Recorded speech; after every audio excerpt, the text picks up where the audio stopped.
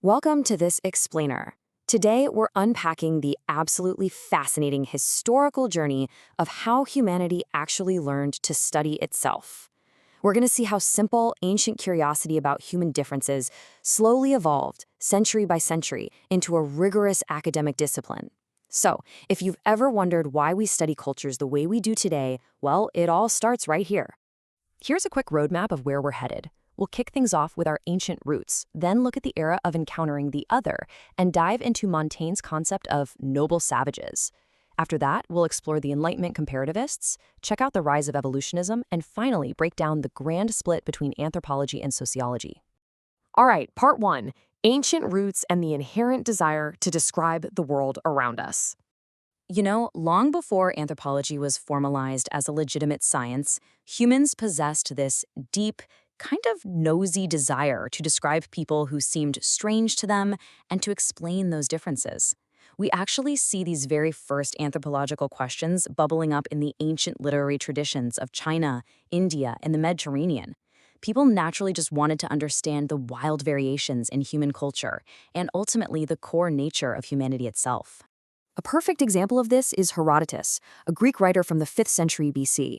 He's widely known as the father of history for his epic work on the Greco-Persian Wars. But a lot of folks also consider him the father of anthropology. Why? Well, because he didn't just passively record battles. He asked pivotal foundational questions. He really wanted to know what made people so radically different from one another. Like, what kind of society allowed the tiny Greek city-states to stand up to the massive Persian army and actually throw them back into the sea? And why did the social organization of the Persians, who had basically steamrolled all their other neighbors, completely fail to subdue the Greeks?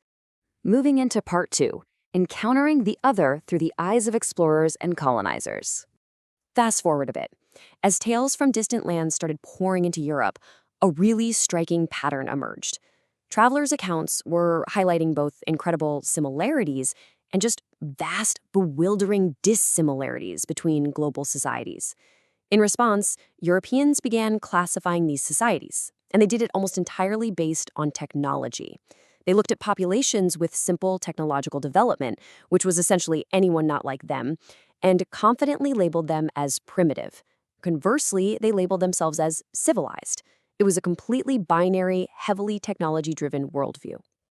Which brings us to part three, Montaigne's noble savages, and a highly paradoxical contrast. Enter Michel de Montaigne. He was a 16th century French philosopher who was intensely interested in the jarring contrasts between the customs of his own country and those of the newly discovered worlds. He analyzed the multicultural reality of the human species in his incredibly famous essay entitled On the Cannibals. Now, keep in mind, at the time, the dominant European ideology dictated that non-Europeans were basically just savages, less than human, and strictly subjects to be feared. Montaigne completely flipped the script and aggressively pushed back against that narrative. He highlighted a second, contrasting viewpoint that was emerging, the concept of the noble savage.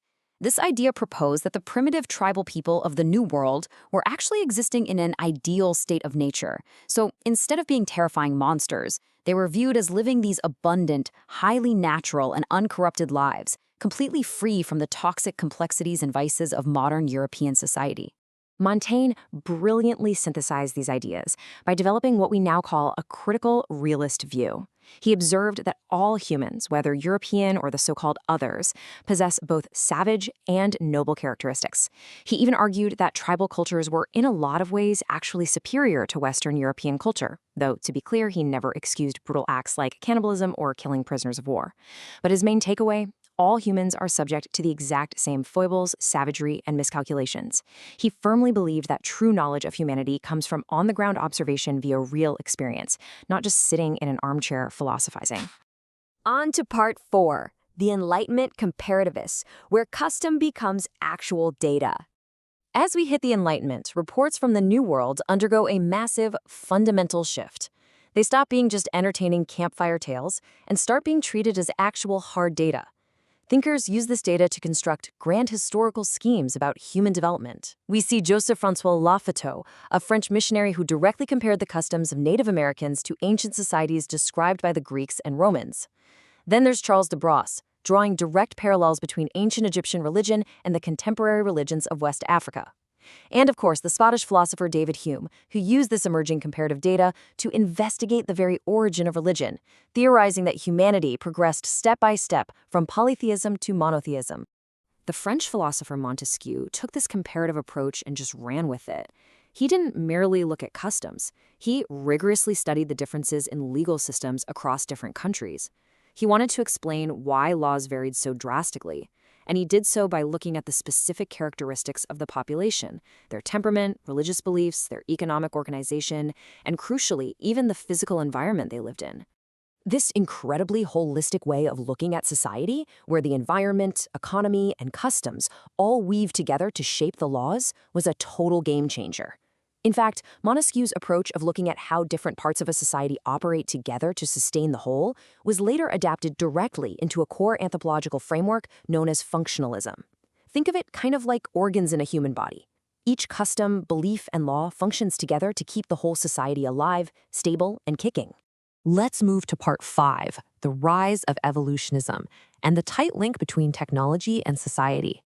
Now, to set the stage for the 19th century, we have to acknowledge the early kinship and marriage studies by thinkers like Adam Smith, Adam Ferguson, and J.F. McLennan. We also have to mention Henry Maine's hugely famous observation in ancient law that legal systems universally shifted from status to contract. Building on all of this, we get the pioneering American anthropologist Lewis Henry Morgan. Morgan spent significant time actually living among the Iroquois, studying their social structures, and in his famous 1877 work, Ancient Society, he laid out a bold theory of social evolution, introducing an unbreakable link between social progress and technological progress. Morgan exhaustively divided the entirety of human existence into 3 very rigid evolutionary stages, and he defined them strictly by technological invention. First was savagery, which was marked by the earliest uses of fire, the bow and arrow, and pottery. Next came barbarism, a stage that got unlocked by the domestication of animals, the advent of agriculture, and early metalworks. And finally, society reached civilization, a stage you defined entirely by the development of the alphabet and writing. For Morgan, the tools you used literally dictated the evolutionary stage of your society. Meanwhile, across the Atlantic, another monumental figure emerged, Edward Burnett Tylor, who became the very first professor of anthropology at Oxford University. Heavily influenced by Darwin's new theories of biological evolution, Tylor basically defined the academic context for the scientific study of cultural anthropology in his landmark 1871 book, Primitive Culture. Tylor was the main champion of what we call cultural evolutionism. This is the theory that there is a systematic, progressive relationship between primitive cultures and modern cultures. Essentially, he believed cultures evolved just like biological organisms do, moving steadily from the simple to the highly complex. But here is the absolutely crucial part. Tylor championed a concept, originally put forward by Adolf Bastian, known as the psychic unity of mankind. Tylor asserted that the human mind and its inherent capabilities are exactly the same everywhere on Earth. He argued that a hunter-gatherer possesses the exact same base level of intelligence as someone living in an advanced industrial society. The only difference? Just the education and cultural knowledge acquired and compounded over thousands of years. Think of it this way. The hardware is identical across all humanity. It's only the software that's different. Finally, part 6, anthropology versus sociology, and the grand academic split.